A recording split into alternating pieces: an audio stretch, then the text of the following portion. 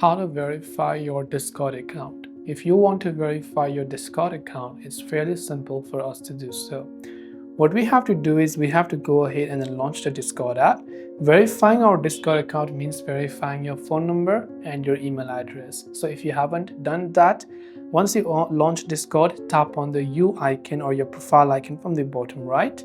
When you're here, tap on the gear icon, which is located at the top right hand side of the screen.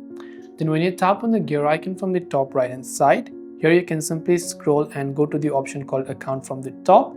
There you can see your email and phone number. In my case, I have already verified both the email address and the phone number.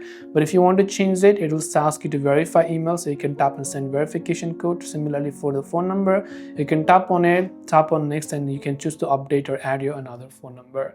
And this way you can verify your Discord account. I hope the video helped you. If you have any questions, feel free to leave them down below. Thanks for watching and see you in the next video.